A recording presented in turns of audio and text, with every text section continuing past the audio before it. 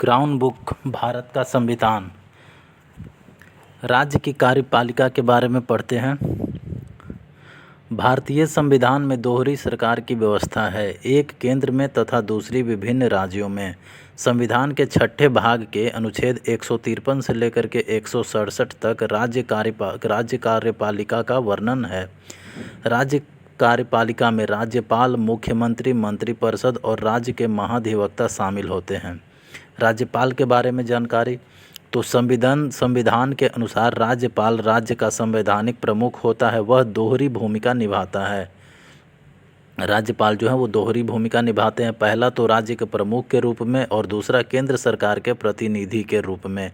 अनुच्छेद 153 के अनुसार प्रत्येक राज्य का एक राज्यपाल होता है, परंतु 7वें संविधान संशोधन अधिनियम 1956 के अनुसार एक ही व्यक्ति 2 या 2 से अधिक राज्यों का राज्यपाल नियुक्त किया जा सकता है। राज्यपाल की नियुक्ति एवं कार्यकाल अनुच्छेद 155 के अनुसार राज्यपाल की नियुक्ति राष्ट्रपति द्वारा होती है। राज्यपाल का कार्यकाल 5 वर्ष का होता है। वह राष्ट्रपति के प्रसाद पर्यंत अपने पद पर बना रहता है।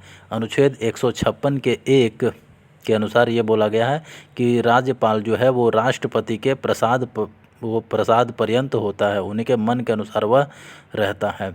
राष्ट्रपति राज्यपाल को एक राज्य से दूसरे राज्य में स्थानांतरित कर सकता है या उसी राज्य में फिर से नियुक्त कर सकता है।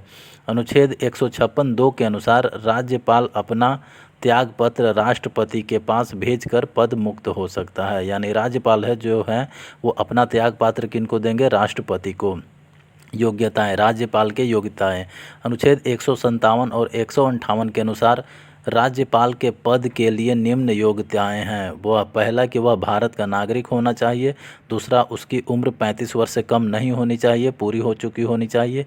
कोई लाभ का पद धारण नहीं किया हुआ हो। संसद या राज्य विधानमंडल के किसी भी सदन का सदस्य न हो। शपथ, संविधान के अनुच्छेद 159 के अंतर्गत राज्यपाल उच्च न्यायालय के मुख्य न्यायाधीश या वरिष्ठतम न्यायाधीश के समक्ष पद ग्रहण करता है। वेतन और भत्ते की बात करें तो राज्यपाल को निःशुल्क सरकारी आवास उपलब्ध होता है। राज्यपाल के भत्ते एवं परिलब्धियां उसकी पदावधि के दौरान कम नहीं किए जाएंगे। ये अनुच्छेद 158(3)(4) में बताया गया। राज्यपाल को वेतन और भत्ते संचित निधि से दिए जाते हैं, जिस पर राज्य के विधानमंडल को मतदान का अधिकार नहीं होता है। वर्तमान में राज्यपाल का वेतन 3,50,000 रुपया है। यदि एक व्यक्ति 2 राज्यों का राज्यपाल है तब उसे दोनों राज्यपाल का वेतन उस अनुपात में मिलेगा जैसा राष्ट्रपति निर्धारित करेंगे। राज्यपाल की न्यायिक सुविधाएं की बात करें तो पहला, राज्यपाल अपने पद की शक्तियों के प्रयोग और कर्तव्यों के पालन के संबंध में किसी न्याय के लिए प्रति उत्तरदायी नहीं है। दूसरा, उसके कार्यकाल के अनुसार यानी राज्यपाल के कार्यकाल के दौरान किसी न्यायालय द्वारा उसे बंदी या आदेश जारी नहीं किया जा सकता है। बंदी का आदेश जारी नहीं किया जा सकता राज्यपाल के विरुद्ध। तीसरा, राज्यपाल के खिलाफ फौजदारी मुकदमा नहीं चलाया जा सकता है। चौथा पावर है राज्यपाल का 2 माह की अनिवार्य अग्रिम सूचना के साथ राज्यपाल के विरुद्ध व्यक्ति के रूप में दीवानी अभियोग चलाया जा सकता है। राज्यपाल की शक्तियां एवं कार्य। राज्यपाल की शक्तियों और कार्य का वर्णन इस प्रकार है। पहला कार्य है कार्यपालिका संबंधी शक्तियां। राज्य सरकार के सभी कार्यकारी कार्य राज्यपाल के नाम पर होते हैं। यह अनुच्छेद 154 में बोला गया है। कार्यपालिका से संबंधित दूसरा कार्य है वह मुख्यमंत्री का। राज्यपाल मुख्यमंत्री को नियुक्त करता है और मुख्यमंत्री के परामर्श से अन्य मंत्रियों की नियुक्ति करता है। मंत्री राज्यपाल के प्रसाद पर्यंत अपना पद धारण करेंगे। छत्तीसगढ़, झारखंड, मध्य प्रदेश और उड़ीसा में राज्यपाल द्वारा नियुक्त एक जनजातीय कल्याण मंत्री होता है। यह अनुच्छेद 164 में बताया गया है।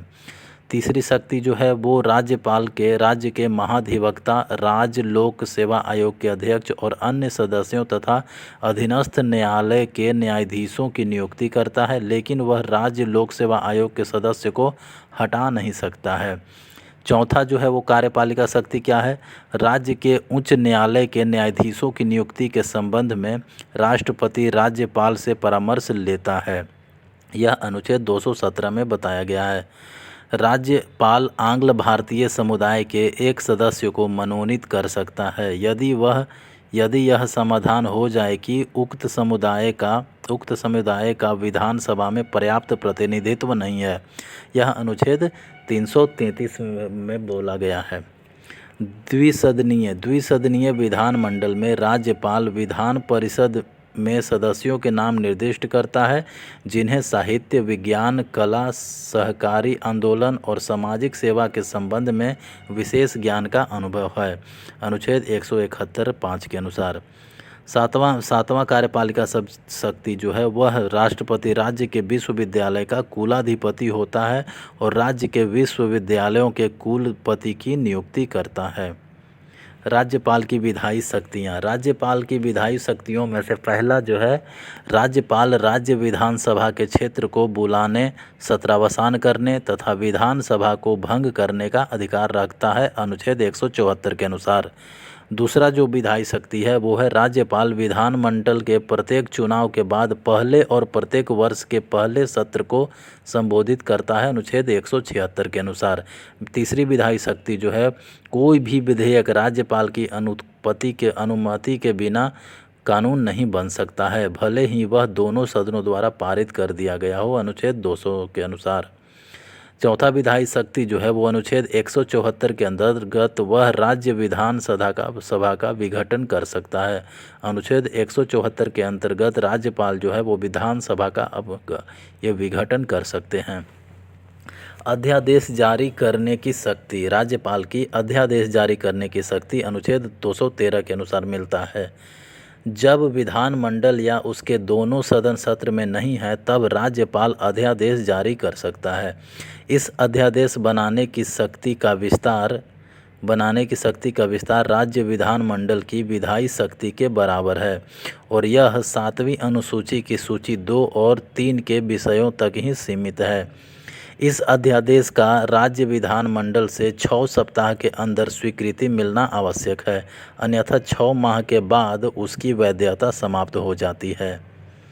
तीसरा, न्यायिक शक्तियाँ। राज्यपाल के कुछ न्यायिक शक्तियाँ होती हैं, उनमें से पहला है राज्यपाल को उन विषयों पर जिन पर राज्य की कार्यपालिका की शक्ति का विस्तार है, किसी विधि के विरुद्ध किसी अपराध के लिए सिद्ध दोष ठहराए गए किसी व्यक्ति को दंड को क्षमा, उसका प्रविलंबन, विराम, परिहार करने की अथवा दंडादेश के निलंबन, परिहार या लघुकरण की शक्ति प्राप्त है, अनुच्छेद 161 के अनुसार।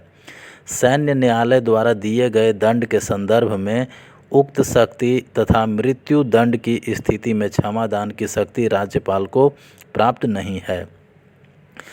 राज्यपाल की आपातकालीन शक्तियाँ। अनुच्छेद 356 के अनुसार यदि राज्यपाल को यह लगे कि राज्य का शासन संविधान के प्रावधानों के अनुरूप नहीं चल रहा है तो वह राष्ट्रपति को प्रतिवेदन भेजकर राज्य में राष्ट्रपति शासन की सिफारिश कर सकता है। राज्यपाल की वित्तीय शक्तियाँ। राज्यपाल की वित्तीय शक्तियाँ में से पहला जो है कि राज्यपाल सुनिश्चित करता है कि राज्य का वार्षिक वित्तीय विवरण विधानमंडल के सामने रखा जाए, अनुच्छेद 202 के अनुसार। राज्यपाल को धन विधेयक और अनुदान की मांगों के सिफारिश करने की शक्ति प्राप्त है, अनुच्छेद 207 के अनुसार। राज्यपाल को धन विधेयक और अनुदान की मांगों की सिफारिश करने की शक्ति प्राप्त है, अनुच्छेद 207 के अनुसार। राज्य का आकस्मिक निधि कोष राज्यपाल के अधिकार में होता है और वह इससे अग्रिम निधि निकाल सकता है।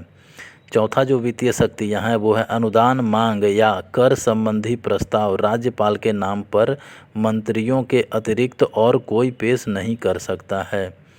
पंचायतों एवं नगर पालिका की वित्तीय स्थिति की समीक्षा के लिए हर 5 वर्ष बाद वह वित्त आयोग का गठन करता है। राज्यपाल के विवेकाधिकार संबंधी शक्तियाँ। संविधान में राज्यपाल की कुछ विशेष शक्तियाँ का वर्णन है जिनका उपयोग वह विशेष परिस्थितियों में करता है।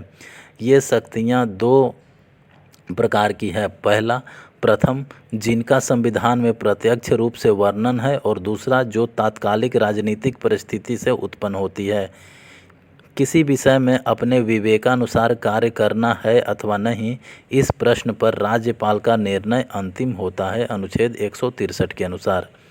कुछ प्रमुख विवेकाधिकार शक्तियाँ इस प्रकार है, जैसे मुख्यमंत्री की नियुक्ति, दूसरा, मुख्यमंत्री को पद से हटाना, तीसरा, विधानसभा का विघटन करना, चौथा, सरकार को विधानसभा में अपनी बहुमत साबित करने के लिए कहना, पांचवा, विधेयक को पुनर्विचार के लिए लौटाना, अनुच्छेद 200 के अनुसार। 6, राज्य विधानमंडल द्वारा पारित किसी विधेयक को राष्ट्रपति के विचारार्थ हेतु आरक्षित रखना, अनुच्छेद 200 के अनुसार। अनुच्छेद 356 के अंतर्गत राष्ट्रपति शासन हेतु सिफारिश कर सकते हैं राज्यपाल। राज्य की मंत्रिपरिषद की बात करें तो संविधान के अनुच्छेद 163 के अनुसार राज्यपाल को सहायता एवं सलाह देने के लिए राज्य मंत्रिपरिषद की व्यवस्था की गई है। मंत्रिपरिषद की व्यवस्था राज्यपाल की कार्यकारी शक्तियों का प्रयोग करने, परामर्श, सहायता देने के लिए है, परंतु मंत्रिपरिषद न केवल परामर्शदात्री संस्था है बल्कि राज्य की वास्तविक कार्यपालिका है। मंत्रिपरिषद का गठन। मंत्रिपरिषद के गठन की बात करें तो अनुच्छेद 164 के अनुसार राज्यपाल मुख्यमंत्री की नियुक्ति करेगा और अन्य मंत्रियों की नियुक्ति राज्यपाल मुख्यमंत्री के परामर्श से करेगा। मंत्रिपरिषद राज्य की विधानसभा के प्रति सामूहिक रूप से उत्तरदायी होगी।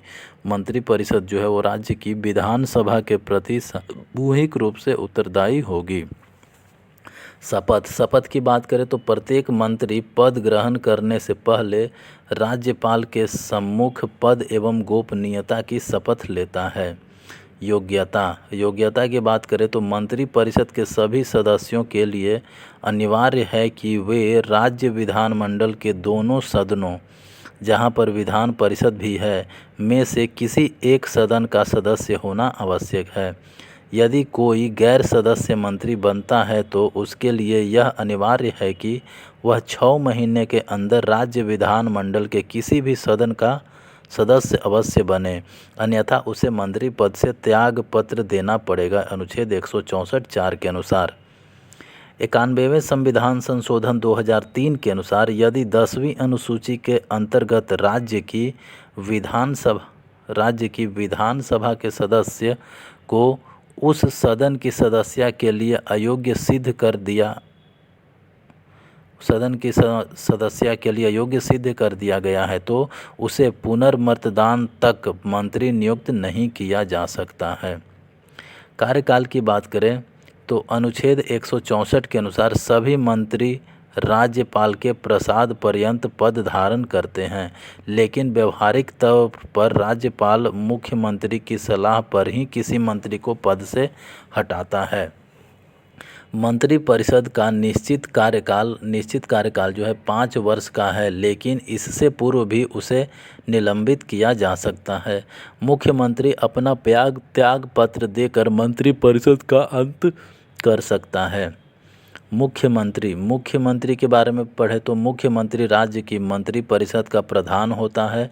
राज्यपाल उस व्यक्ति को मुख्यमंत्री नियुक्त करता है जो राज्य विधानसभा में बहुमत दल का नेता होता है। अनुच्छेद 167 के अंतर्गत राज्यपाल को राज्य शासन से संबंधित मंत्रिमंडल के निर्णयों से अवगत कराना मुख्यमंत्री का संवैधानिक कर्तव्य है, यानी राज्यपाल को जो भी काम हो रहा है वो सब बताना पड़ेगा, अनुच्छेद 167 के अनुसार। महाधिवक्ता की बात करें तो अनुच्छेद 165 के अनुसार राज्यपाल किसी ऐसे व्यक्ति को राज्य का महाधिवक्ता नियुक्त करता है जो उच्च न्यायालय का न्यायाधीश नियुक्त होने के लिए अर्हित है। महाधिवक्ता राज्य का सर्वोच्च विधि अधिकारी होता है। अनुच्छेद 177 के अनुसार महाधिवक्ता राज्य विधानमंडल के सदनों की कार्यवाहियों में भाग ले सकता है, किंतु उसे मतदान करने का अधिकार नहीं है। राज्य विधानमंडल के बारे में संविधान के भाग 6 में अनुच्छेद 168 से लेकर के 212 तक विधानमंडल के संगठन, गठन, कार्य, कार्यकाल, शक्तियों आदि का वर्णन है। किसी राज्य के विधानमंडल में एक सदन या दो सदन हो सकते हैं।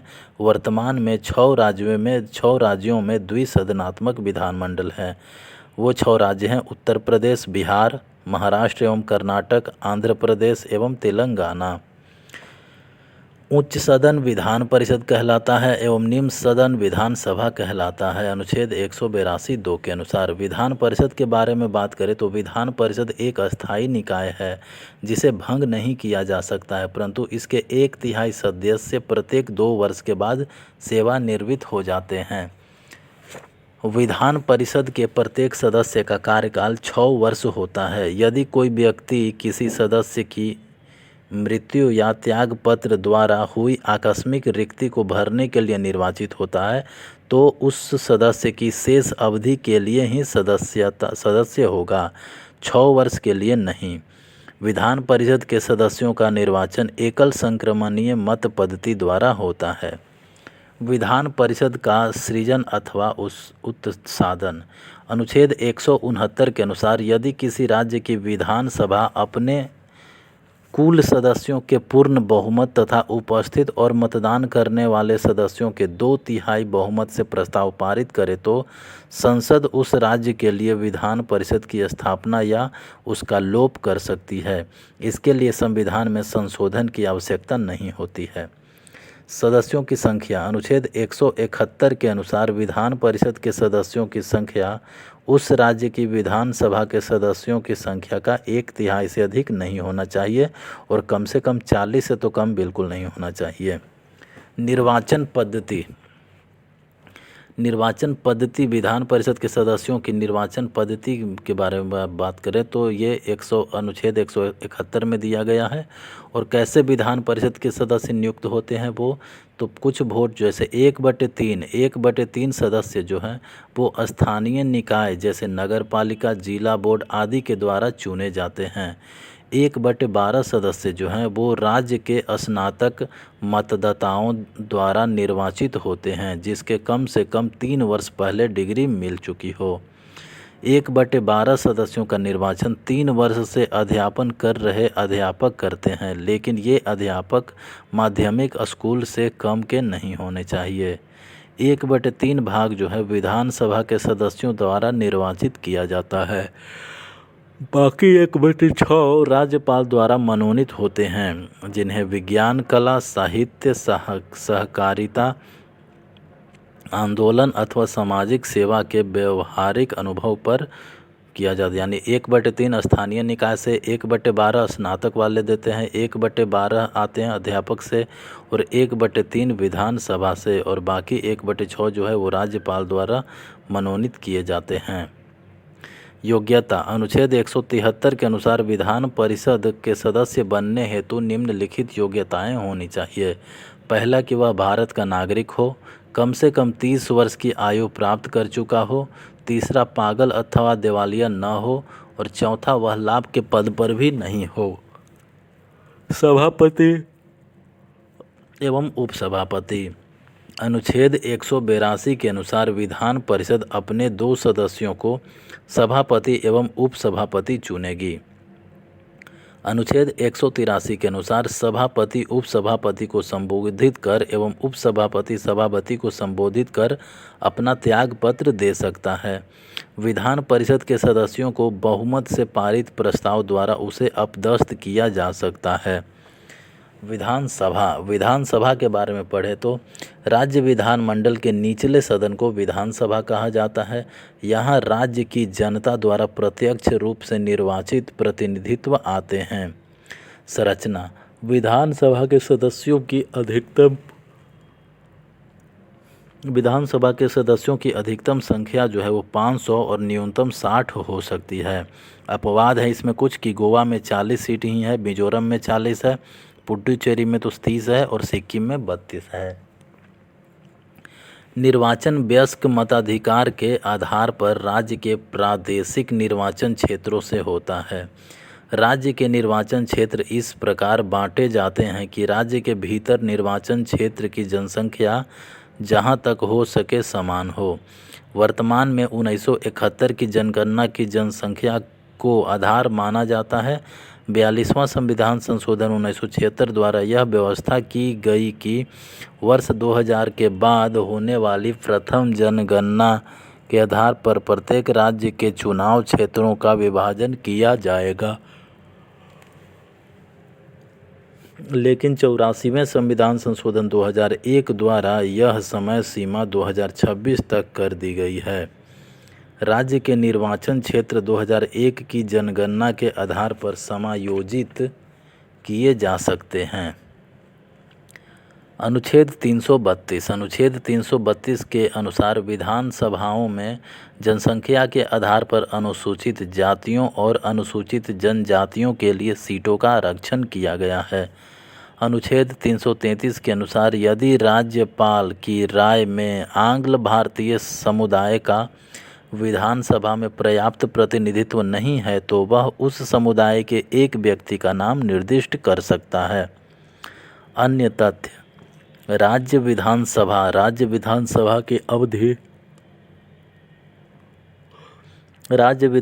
की अवधि जो है वो 5 वर्ष होती है, परंतु राज्यपाल इसे मध्य में भी विघटित कर सकता है।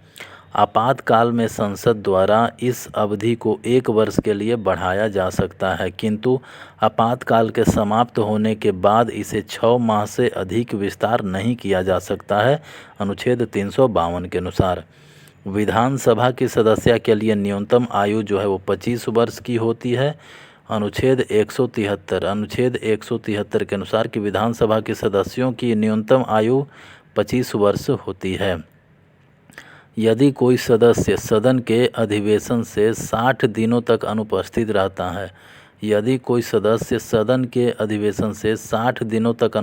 रहता है तो उसकी सदस्यता समाप्त की जा सकती है। अनुच्छेद 190(4) के अनुसार विधानसभा अपने सदस्यों में से ही अध्यक्ष तथा उपाध्यक्ष का चुनाव करती है। अनुच्छेद 178 के अनुसार अध्यक्ष उपाध्यक्ष को एवं उपाध्यक्ष अध्यक्ष को संबोधित करके अपना त्याग पत्र देते हैं। अनुच्छेद 179 के अनुसार सदन के कुल सदस्य संख्या के 10वें भाग या कम से कम 10 सदस्य की उपस्थिति गणपूर्ति के लिए पर्याप्त है। अनुच्छेद 189 के अनुसार धन विधेयक केवल विधानसभा में ही लाया जा सकता है। अनुच्छेद 198 के अनुसार विधानसभा इसे पारित करने के लिए विधान परिषद को भेजती है, जिसे वह 14 दिनों के अंदर अपनी संस्तुति सहित वापस करती है। यदि वह 14 दिनों में वापस नहीं किया गया तो इसे उसी रूप में पारित मान लिया जाता है। अनुच्छेद 198 धन विधेयक प्रस्तुत करने के लिए राज्यपाल की स्वीकृति अनिवार्य है। इसके अंतर्गत राज्य विशेष को मिलने वाली वित्तीय सहायता में 90% अनुदान और 10% ऋण होता है। सबसे पहले असम 1969 को तथा सबसे बाद में उत्तराखंड 2001 की विशेष राज्य का दर्जा दिया गया। विशेष राज्य की दर्जा को बात करें तो असम को विशेष राज्य का दर्जा 1969 में मिला, नागालैंड को 1969 में, जम्मू कश्मीर को भी 1969 में, यानी असम, नागालैंड, जम्मू कश्मीर को 1969 में विशेष राज्य का दर्जा मिला। हिमाचल प्रदेश को 1971 में, मणिपुर को, मेघालय को एवं त्रिपुरा को 1972 में मिला है विशेष राज्य की दर्जा। सिक्किम को 1975-76 में, मिजोरम को भी 86-87 में, अरुणाचल प्रदेश को 86-87 में ही, उत्तराखंड को 2001 में मिला है विशेष राज्य की दर्जा। संघ राज्य क्षेत्र का प्रशासन की बात करें तो संविधान के भाग 8 के अंतर्गत अनुच्छेद 239 से लेकर के 241 में केंद्र शासित प्रदेशों के लिए प्रावधान दिया गया है। वर्तमान में 8 केंद्र शासित प्रदेश हैं, वो हैं अंडमान निकोबार एवं द्वीप समूह, दिल्ली, लक्षद्वीप, पुदुचेरी, चंडीगढ़, जम्मू कश्मीर एवं लद्दाख। जम्मू कश्मीर, लद्दाख, दादर एवं नगर हवेली तथा दमन एवं दीव भी है। दिल्ली को 1992 में राष्ट्रीय राजधानी क्षेत्र के रूप में जाना जाने लगा। पौंडीचेरी का नाम 2006 में बदलकर पुडुचेरी किया गया। दिल्ली ही एकमात्र ऐसा केंद्र शासित प्रदेश है जिसका अपना उच्च न्यायालय है 1966 से। 69वें संविधान संशोधन 69वें संविधान संशोधन अधिनियम 1991 द्वारा दिल्ली को राष्ट्रीय राजधानी क्षेत्र दिल्ली कहा गया और लेफ्टिनेंट गवर्नर को दिल्ली का प्रशासक नियुक्त किया गया। अनुच्छेद 239 के अनुसार प्रत्येक संघ राज्य क्षेत्र का मुख्य प्रशासक राष्ट्रपति होता है। दिल्ली, अंडमान व निकोबार द्वीप समूह एवं पुडुचेरी के लिए राज्यपाल होता है तथा चंडीगढ़, दादर और नगर हवेली, दमन व दीव तथा लक्षद्वीप के लिए प्रशासक होता है। दिल्ली, जम्मू कश्मीर एवं पुडुचेरी ऐसे ही संघ राज्य क्षेत्र हैं जिनका अपनी विधानसभा है।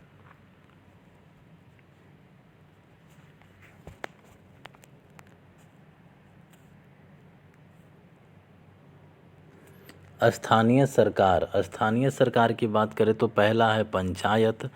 संविधान के अनुच्छेद 40 में यह निर्दिष्ट है कि पंचायतों के संगठन के लिए कदम उठाया जाएगा। राष्ट्रीय विकास परिषद ने 1958 में प्रजातांत्रिक विकेंद्रीकरण पर बलवंत राय मेहता समिति की सिफारिशों को स्वीकार किया। इस समिति ने त्रिस्तरीय पंचायती राज व्यवस्था की सिफारिश की थी।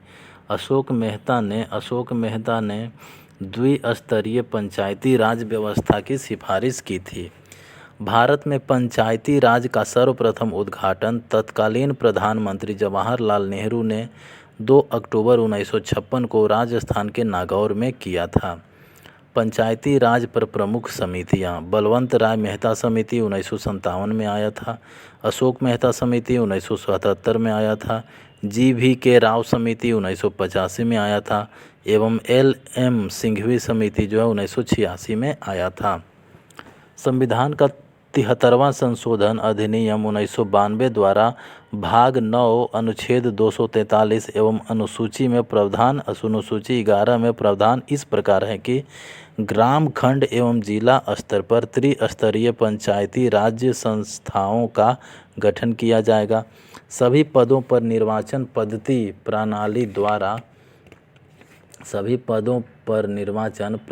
प्रणाली द्वारा किया जाएगा। जिला एवं खंड स्तरों पर सभापति का निर्वाचन परोक्ष रूप से किया जाएगा। पंचायती राज में निर्वाचन होने के लिए न्यूनतम आयु 21 वर्ष है।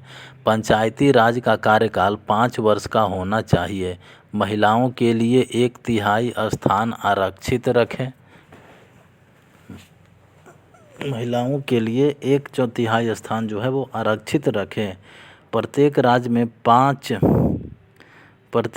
में 5 वर्ष बाद एक राज्य वित्त आयोग की स्थापना की जानी चाहिए। अनुच्छेद 243 ख में त्रिस्तरीय पंचायत राज का प्रावधान है। ग्राम पंचायत जो है वो ग्राम स्तर पर होगा। जिला परिषद जो है वो जिला स्तर पर होगा। पंचायत समिति जो है वो खंड स्तर पर होगा। लेकिन उन राज्यों की जनसंख्या जहां 20 लाख से अधिक नहीं है वहां मध्यवर्ती स्तर यानी खंड स्तर पर पंचायत का गठन आवश्यक नहीं है। नगर पालिकाएं की बात करें तो 74वां संविधान संशोधन अधिनियम 1992 द्वारा संशोधन में भाग 9 जोड़ा गया। इसके अंतर्गत अनुच्छेद 243 त से 243 य 6 एवं अनुसूची 12 को जोड़ा गया। नगरीय शासन से संबंधित संस्थाएं 3 प्रकार की हैं। नगर पंचायत ऐसे क्षेत्र के लिए जो ग्रामीण क्षेत्र से नगर क्षेत्र में परिवर्तित हो रहे हैं। दूसरा नगर परिषद छोटे नगर क्षेत्र के लिए। तीसरा नगर निगम बड़े नगर क्षेत्र के लिए। 3 लाख या उससे अधिक जनसंख्या वाले नगर पालिका क्षेत्रों में 2 या 2 से अधिक वार्डों के लिए वार्ड समितियां की स्थापना आवश्यक है। अब पढ़ेंगे हम लोग केंद्र राज्य संबंध। केंद्र राज्य संबंध।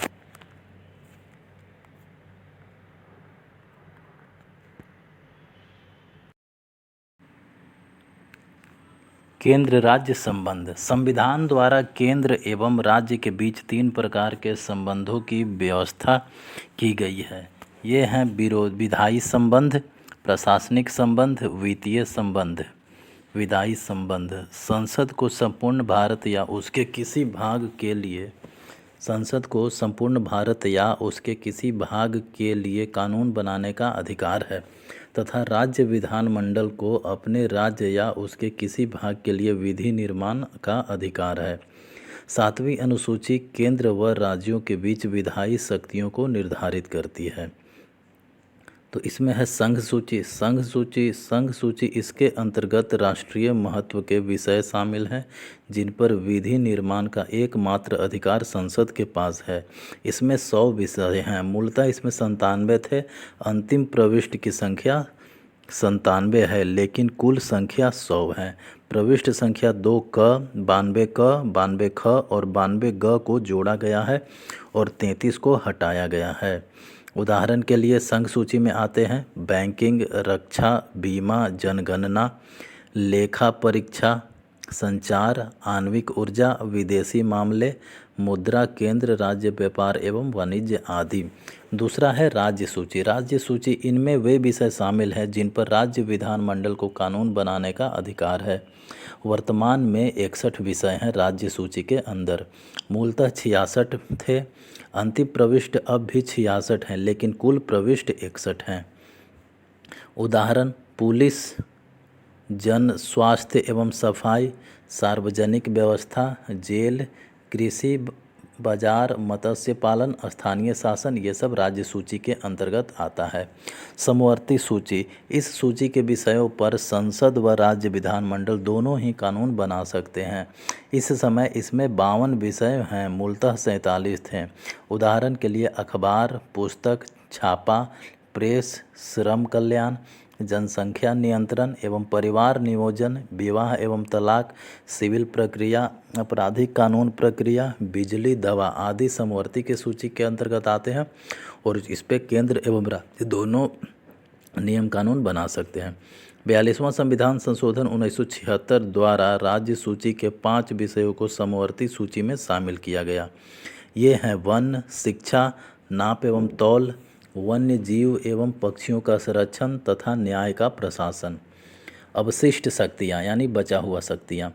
अनुच्छेद 248 के अनुसार अवशिष्ट शक्तियाँ केंद्र के पास हैं, अर्थात ऐसे विषय जो उपरोक्त तीनों सूची में वर्णित नहीं है उस पर विधि निर्माण का अधिकार केंद्र को प्राप्त है।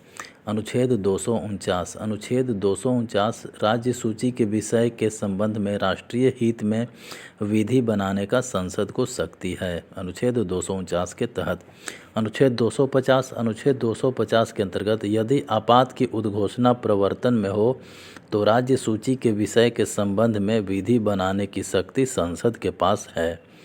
अनुच्छेद 252। अनुच्छेद 252 के तहत दो या अधिक राज्यों के लिए उनकी सहमति से ऐसी विधि का किसी अन्य राज्य द्वारा अंगीकरण किया जाना। अनुच्छेद 253। अनुच्छेद 253 क्या बोलता है कि अंतर्राष्ट्रीय करारों को प्रभावी करने के लिए प्रावधान अनुच्छेद 253 में दिए गए हैं। अनुच्छेद 254। यदि समवर्ती सूची के विषय पर केंद्र तथा राज्यों के कानूनों में असंगति हो तो संघीय कानून ही मान्य होगा। संघीय कानून ही मान्य होगा, यह अनुच्छेद 254 में बताया गया है। दूसरा है प्रशासनिक संबंध। केंद्र राज्य संबंध के बारे में जो दूसरा संबंध था वो है पहला तो विधायी संबंध हो गया, दूसरा प्रशासनिक संबंध। संविधान के भाग 11 में अनुच्छेद 256 से लेकर के 263 तक केंद्र एवं राज्यों के बीच प्रशासनिक संबंधों की व्याख्या की गई है। संघ राज्य को निम्नलिखित विषय में निर्देश दे सकता है। अनुच्छेद 256 के तहत संसद द्वारा बनाई गई विधियों का अनुपालन सुनिश्चित करने के लिए संघ जो है वो राज्य को निर्देश दे सकता है। अनुच्छेद 257 के तहत यह सुनिश्चित करने के लिए कि राज्य की कार्यपालिका शक्ति का प्रयोग संघ की कार्यपालिका शक्ति के प्रयोग में कोई अड़चन न डाले, इसके लिए भी संघ जो है राज्य को निर्देश दे सकता है। यह भी निर्देश दे सकता है कि यह सुनिश्चित करने के लिए कि राष्ट्रीय महत्व के संचार साधनों का निर्माण हो और वे बनाए रखे जाएं। इसके अंतर्गत राष्ट्रीय राजमार्ग और जल मार्ग हैं। रेलों के संरक्षण के लिए भी निर्देश दे सकता है कौन? संघ। अनुच्छेद 350 का प्राथमिक स्तर पर मातृभाषा में शिक्षा की सुविधाएं उपलब्ध कराने के लिए संघ जो है वो राज्य को निर्देश दे सकता है। अनुच्छेद 355 के तहत यह सुनिश्चित करने के लिए निर्देश दे सकता है कि प्रत्येक राज्य सरकार संविधान के उपबंधों के अनुसार चल रही है या नहीं। अनुच्छेद 339 के तहत संघ राज्य को निर्देश दे सकता है कि अनुसूचित जनजातियों के कल्याण के लिए योजना बनाने और उसके निष्पादन के बारे में भी निर्देशन दे सकता है। अनुच्छेद 262 अंतर्राष्ट्रीय नदियां और नदी घाटियां के जल संबंधी विवाद के संबंध में संसद को विधि निर्माण की शक्ति प्राप्त है, यह अनुच्छेद 262 के तहत। अनुच्छेद 312 क्या बोलता है? अनुच्छेद 312 केंद्र द्वारा अखिल भारतीय सेवाओं का निर्माण किया जाना अनुच्छेद 312 के तहत बताया गया है। अंतर्राज्यीय परिषद की बात करें तो अनुच्छेद 263 के अनुसार राष्ट्रपति लोकहित में अंतर्राज्यीय परिषद का गठन कर सकता है। इस परिषद के प्रमुख कार्य हैं: पहला, राज्य के बीच जो विवाद उत्पन्न हो गए हैं उनकी जांच करना और उन पर सलाह देना। दूसरा काम है कुछ या सभी राज्यों के अथवा संघ और एक या अधिक राज्यों के सामान्य हितों से संबंधित विषयों का अन्वेषण और विचार विमर्श करना। अंतर्राज्यीय परिषद का तीसरा काम जो है वो अंतर्राज्यीय विषयों से संबंधित नीतियों एवं कार्यवाहियों में समन्वय हेतु संस्तुति करना। अंतर्राज्यीय परिषद का अध्यक्ष हमेशा प्रधानमंत्री होता है। क्षेत्रीय परिषद की बात करें तो संविधान में क्षेत्रीय परिषद का वर्णन नहीं है। इसकी स्थापना राज्य पुनर्गठन अधिनियम 1956 द्वारा की गई है। इसमें संपूर्ण राज्य क्षेत्र को 5 क्षेत्रों में बांटा गया है। पहला, उत्तरी क्षेत्रीय परिषद के अंदर जो राज्य आते हैं वो हरियाणा, पंजाब, हिमाचल प्रदेश, राजस्थान, जम्मू और कश्मीर, राष्ट्रीय राजधानी क्षेत्र दिल्ली एवं केंद्र शासित प्रदेश चंडीगढ़। मध्य क्षेत्रीय परिषद के अंतर्गत आते हैं उत्तर प्रदेश, उत्तराखंड, छत्तीसगढ़ तथा मध्य प्रदेश। पूर्वी क्षेत्रीय परिषद के अंतर्गत आते हैं बिहार, झारखंड, पश्चिम बंगाल एवं उड़ीसा। पश्चिमी क्षेत्रीय परिषद की बात करें तो इसके अंतर्गत आते हैं गुजरात, महाराष्ट्र, गोवा तथा केंद्र शासित प्रदेश दादरा एवं नगर हवेली तथा दमन और दीव। दक्षिणी क्षेत्रीय परिषद के अंतर्गत आते हैं आंध्र प्रदेश, तमिलनाडु, कर्नाटक, केरल, तेलंगाना तथा केंद्र शासित प्रदेश पुडुचेरी। पूर्वोत्तर परिषद में कौन कौन से आते हैं तो इसमें असम, मणिपुर, मिजोरम, अरुणाचल प्रदेश, नागालैंड, मेघालय, त्रिपुरा तथा सिक्किम। राज्य एवं केंद्र के बीच में वित्तीय संबंध। संविधान के भाग 12 में अनुच्छेद 268 से 293 तक केंद्र राज्य के बीच वित्तीय संबंधों का उल्लेख है। वित्तीय प्रावधानों में 2 प्रमुख लक्षण हैं: संघ राज्य सरकारों की कराधान शक्तियों में पूर्ण विभाजन तथा दोनों के बीच करों की साझेदारी। संविधान में राज्यों को अनुदान तथा ऋण के माध्यम से सहायक अनुदान देने का भी प्रावधान रखा गया है। अनुच्छेद 275 के तहत संसद उन राज्यों को वित्तीय सहायता देगा जिनको ऐसी सहायता की आवश्यकता है। अनुच्छेद 282 संघ या राज्यों द्वारा अपने राजस्व से किए जाने वाले व्यय अनुच्छेद 282 के तहत आते हैं। अनुच्छेद 283 संचित निधियों, आकस्मिकता निधियों और लोक सेवाओं में जमा धन राशियों की अभिरक्षा अनुच्छेद 283 में बताया गया है। अनुच्छेद 289। अनुच्छेद 289 राज्य की संपत्ति और आय को संघ के कराधान से छूट। राज्य की संपत्ति और आय को संघ के कराधान से छूट अनुच्छेद 289 में बताया गया। अनुच्छेद 292 केंद्र सरकार को यह अधिकार है कि वह अपनी संचित निधि की साख पर देशवासियों व विदेश सरकारों से ऋण ले सकता है। अब पढ़ते हैं वित्त आयोग के बारे में। वित्त आयोग अनुच्छेद 280 में है। अनुच्छेद 280 वित्त आयोग की व्यवस्था करता है। इसका गठन हर 5 साल बाद राष्ट्रपति द्वारा किया जाता है। यह निम्न मामलों पर राष्ट्रपति को सिफारिश करता है। पहला, केंद्र तथा राज्य के मध्य करों के शुद्ध आगमों के वितरण के विषय में तथा राज्यों के मध्य ऐसे भाग के आवंटन के विषय में। दूसरा जो है सिफारिश करता है, भारत की संचित निधि से राज्यों को दिए जाने वाले सहायता अनुदान के विषय में भी सिफारिश करता है। ये वित्त आयोग जो तीसरा सिफारिश करता है, राज्य वित्त आयोग की सिफारिश के आधार पर पंचायतों एवं नगरपालिकों के स्रोतों की पूर्ति के लिए राज्य की संचित निधि को बढ़ाने के लिए किए जाने वाले उपाय का भी सिफारिश करता है। चौथा, राष्ट्रपति द्वारा वित्तीय मामलों के संबंध में सौंपा गया कोई अन्य कार्य की सिफारिश करता है। अन्य कार्य, वित्त आयोग की प्रत्येक सिफारिश को राष्ट्रपति स्पष्टीकरण के साथ संसद के समक्ष रखवाएगा। यह अनुच्छेद 281 में बताया गया है। 1951 में पहला वित्त आयोग का गठन किया गया था। उसके अध्यक्ष कौन थे? केसी नियोगी। केसी नियोगी जो है 1952 से लेकर के 57 तक रहे। दूसरा अध्यक्ष बने के.एस. संथानम। तीसरा ए.के. चंदा। Doctor PV. राजमन्नार फिर अध्यक्ष बने। उसके बाद महावीर त्यागी। महावीर त्यागी के बाद ब्रह्मानंद रेड्डी। केंद्र राज्य संबंध पर गठित आयोग। पहला प्रशासनिक सुधार आयोग। प्रशासनिक सुधार आयोग जो है 1969 में गठन किया गया था। राजमन्नार समिति। राजमन्नार समिति भी केंद्र राज्य संबंधों पर बनाया गया था 1969 में ही। सरकारिया आयोग। सरकारिया आयोग भी केंद्र राज्य संबंधों के बारे में बनाया गया था 1983 में। एम पुंछी आयोग। एम पुंछी आयोग जो भी है वो भी केंद्र राज्य के संबंधों के बारे में ही था। भारत की संचित निधि। भारत की संचित निधि जो है अनुच्छेद 266 में बताया गया है। इस अनुच्छेद के द्वारा भारत की संचित निधि तथा प्रत्येक राज्य की संचित निधि की स्थापना की गई है।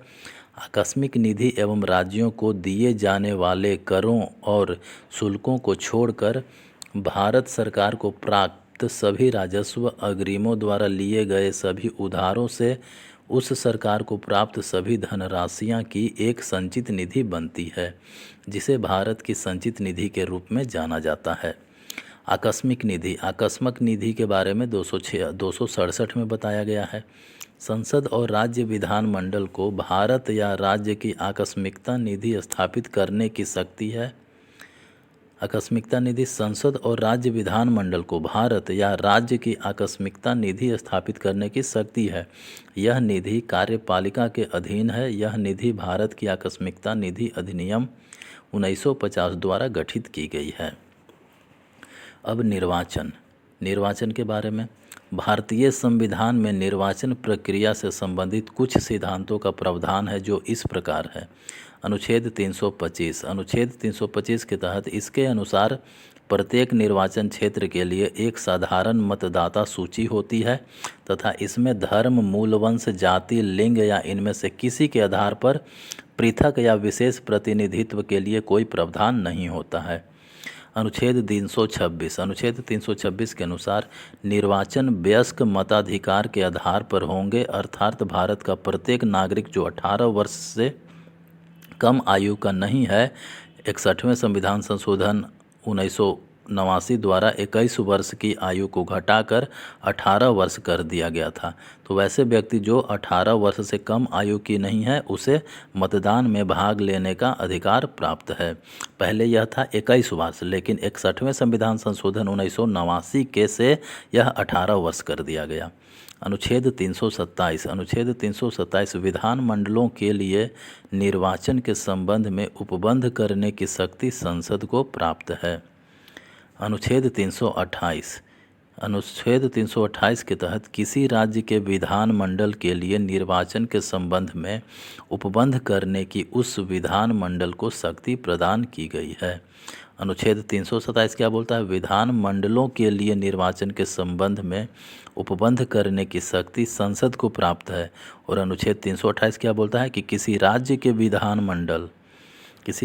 विधानमंडल के लिए निर्वाचन के संबंध में उपबंध करने की उस विधानमंडल को शक्ति प्रदान की गई है। अनुच्छेद 329 यह अनुच्छेद निर्वाचन संबंधी मामलों में न्यायालय के हस्तक्षेप को वर्जित करता है। 1966 से केवल उच्च न्यायालय को निर्वाचन अर्जी की सुनवाई का अधिकार है। इसकी अपील उच्चतम न्यायालय में होती है।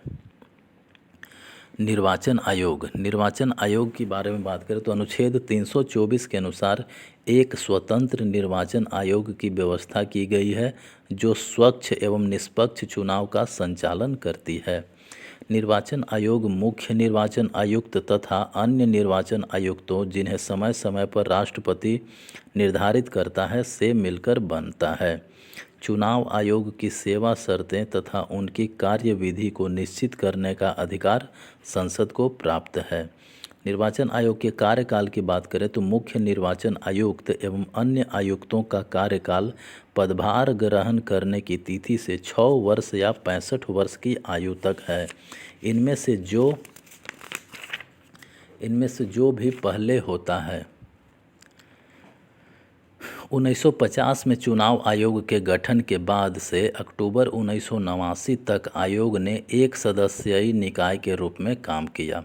16 अक्टूबर 1989 को इसमें 2 और निर्वाचन आयुक्तों की नियुक्ति हुई, लेकिन 1 जनवरी 1990 को ये दोनों पद समाप्त कर दिए गए। 1 अक्टूबर 1993 को राष्ट्रपति ने फिर से 2 अलग निर्वाचन आयुक्तों की नियुक्ति की। 14 जुलाई 1995 को उच्चतम न्यायालय ने बहुसदस्यीय निर्वाचन आयोग को अपनी स्वीकृति दे दी। चुनाव आयुक्तों में मतभेद की स्थिति में बहुमत द्वारा निर्णय किया जाता है। चुनाव आयोग की शक्तियां की बात करें तो पहला, मतदान सूची तैयार करना तथा सभी निर्वाचनों के संचालन का अधीक्षण, निर्देशन और नियंत्रण करना। दूसरा शक्ति है निर्वाचन क्षेत्रों का परिसीमन या सीमांकन करना। तीसरा जो शक्ति है राष्ट्रपति, उपराष्ट्रपति, संसद एवं विधान मंडल के चुनावों का अधीक्षण, नियंत्रण व निर्देशन करना। चौथा चुनाव आयोग का शक्ति है राजनीतिक दलों, उम्मीदवारों एवं मतदाताओं के लिए दिशा निर्देश तैयार करना। पांचवा जो शक्ति है मान्यता प्राप्त राजनीतिक दलों को आरक्षित चुनाव चिन्ह प्रदान करना। छठा निर्वाचन आयोग संसद सदस्यों एवं राज्य विधानमंडल के सदस्यों के अयोग्यता संबंधी मामलों में क्रमशः राष्ट्रपति और राज्यपाल को परामर्श देना। सातवां शक्ति है आयोग विभिन्न राजनीतिक दलों को मान्यता प्रदान करती है। राष्ट्रीय दलों के रूप में मान्यता। वर्तमान में किसी दल को राष्ट्रीय दल या दर्जा प्राप्त करने के लिए निम्नलिखित अर्हताएं पूरी होनी चाहिए। पहला, यदि वह लोकसभा व विधानसभा के आम चुनावों में 4 या अधिक राज्यों में वैध मतों का 6% प्राप्त करता है तथा इसके साथ किसी राज्य या राज्यों से लोकसभा में 4 सीट प्राप्त करता है। दूसरा है, यदि कोई दल लोकसभा में 2% स्थान पर जीतता है और उसके सदस्य 3 अलग अलग राज्यों से चुने जाते हैं। तीसरा है, यदि कोई दल को कम से कम 4 राज्यों में राज्य स्तरीय दल के रूप में मान्यता प्राप्त रहती है तो वो राष्ट्रीय दल के नाम से जाना जाता है। परिसीमन आयोग क्या होता है? तो 84वां संविधान संशोधन अधिनियम 2001 के संदर्भ में परिसीमन अधिनियम 2002 द्वारा 12 जुलाई 2002 को परिसीमन आयोग का गठन किया गया। न्यायमूर्ति कुलदीप सिंह इस आयोग के अध्यक्ष थे। आयोग का प्रमुख कार्य लोकसभा एवं राज्य विधानसभाओं हेतु निर्वाचन क्षेत्रों का पुनर्निर्धारण करना है और अनुसूचित जाति जनजाति की संशोधित सीटों को 2001 की जनगणना के आधार पर पुनर्निर्धारित करना है। आयोग ने अनुसूचित जाति एवं जनजाति के लिए आरक्षित सीटों की संख्या 119 से बढ़ाकर 132 कर दी है। राजभाषा जो है संविधान के भाग 17 में अनुच्छेद 343 से 351 तक राजभाषा के संबंध में उपबंधों का वर्णन है। संघ की राजभाषा क्या होगी? तो अनुच्छेद 343 के अनुसार संघ की राजभाषा हिंदी और लिपि देवनागरी होगी। अनुच्छेद 343 के अनुसार। अनुच्छेद 344 के अनुसार राष्ट्रपति द्वारा एक राजभाषा आयोग का गठन किया जाता है जो कि हिंदी के प्रयोग के विस्तार एवं शासकीय और न्यायिक कार्यों में प्रयोग होने वाली भाषा पर संस्तुतियाँ देता है। राजभाषा समिति, इसमें लोकसभा के 20 एवं राज्यसभा के 10 सदस्य होते हैं। राज्यभाषा समिति में इसमें लोकसभा के 20 एवं राज्यसभा के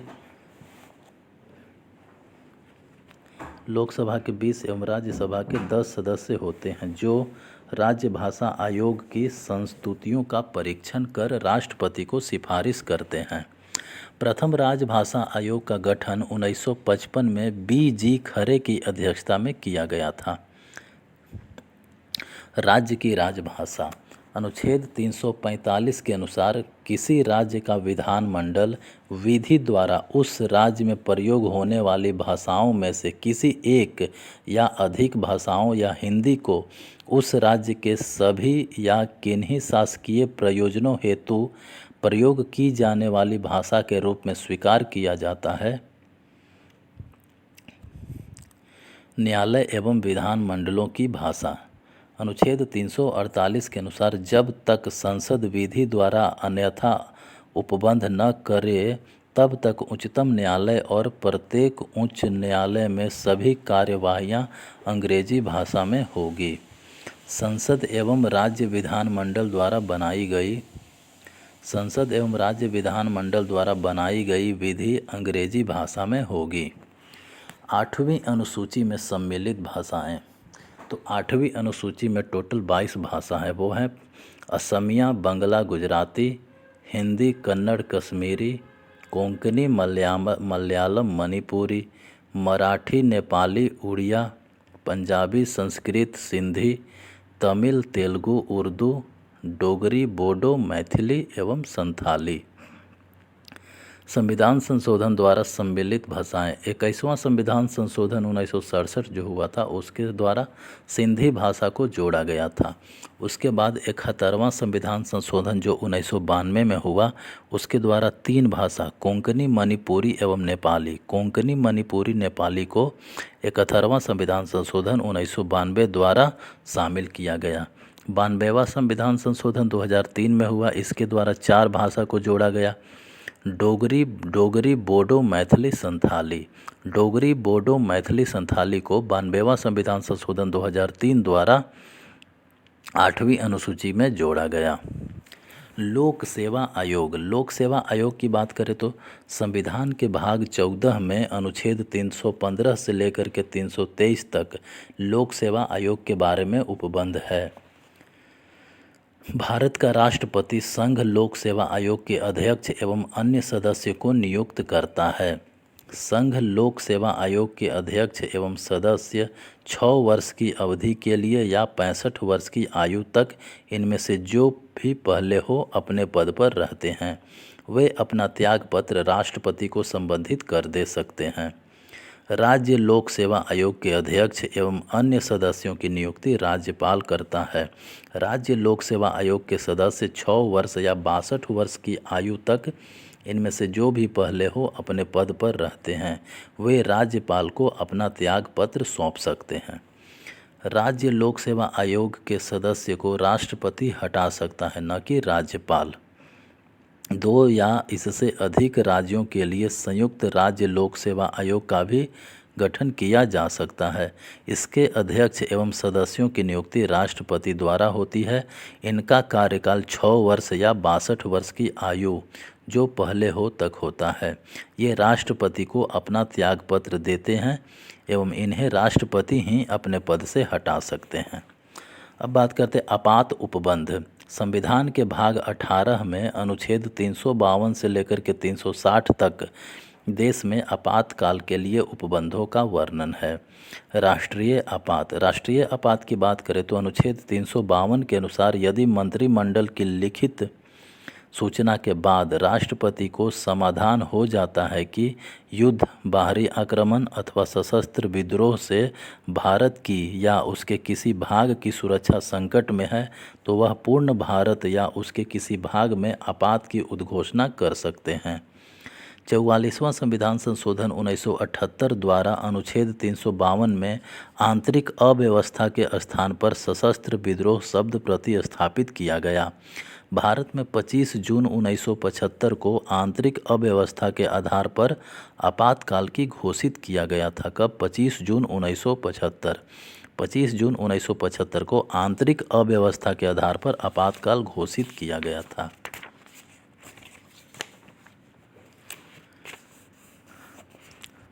आपात उद्घोषणा को जारी रखने के लिए संसद के प्रत्येक सदन द्वारा उस सदन की कुल सदस्य संख्या के बहुमत द्वारा तथा उस सदन में उपस्थित एवं मत देने वाले सदस्यों के कम से कम 2/3 बहुमत द्वारा पारित करना होगा।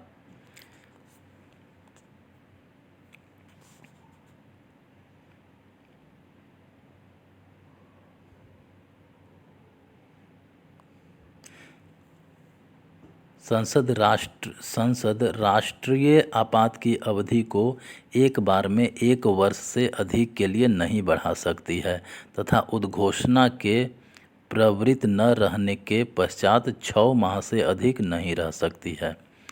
राष्ट्रपति शासन की बात करें तो अनुच्छेद 356 के अंतर्गत यदि राष्ट्रपति को यह समाधान हो जाए कि राज्य में संविधानिक तंत्र विफल हो गया है या कोई राज्य अनुच्छेद 256, 257 या 353 के अधीन संघ सरकार द्वारा जारी किए गए निर्देशों का पालन नहीं करता है, तो उस राज्य में उसके द्वारा राष्ट्रपति शासन लागू किया जा सकता है। राष्ट्रपति की यह घोषणा 2 महीने की समाप्ति पर समाप्त हो जाएगी यदि संसद द्वारा इसका अनुमोदन नहीं कर दिया जाए। इस अनुमोदन के बाद कोई भी घोषणा एक बार में 6 महीने से अधिक समय तक तथा कुल मिलाकर 3 वर्षों से अधिक समय तक जारी नहीं रह सकती। वित्तीय आपात अनुच्छेद 360 के अनुसार वित्तीय आपात की घोषणा तब की जा सकती है जब भारत का वित्तीय स्थायित्व का साख संकट में हो। भारत में वित्तीय आपात एक बार भी लागू नहीं हुआ है। अनुच्छेद 356 के तहत पंजाब में अपवाद स्वरूप राष्ट्रपति शासन की उद्घोषणा मई 1987 में 5 वर्षों के लिए की गई थी। उत्तर प्रदेश एवं केरल में सर्वाधिक बार 9 बार राष्ट्रपति शासन लागू हुआ है। आपातकाल एवं मूल अधिकार अनुच्छेद 358 के अनुसार आपातकाल के समय अनुच्छेद 19 द्वारा प्राप्त अधिकार निलंबित हो जाते हैं तथा अनुच्छेद 359 के अनुसार अनुच्छेद 20 और 21 के द्वारा मूल प्रदत्त मूल अधिकारों को छोड़कर राष्ट्रपति संविधान के भाग 3 में वर्णित सभी मूल अधिकारों के प्रवर्तन को निलंबित कर सकते हैं। इसके बाद है संविधान का संशोधन। इसके बारे में पढ़ेंगे अगले क्लास में।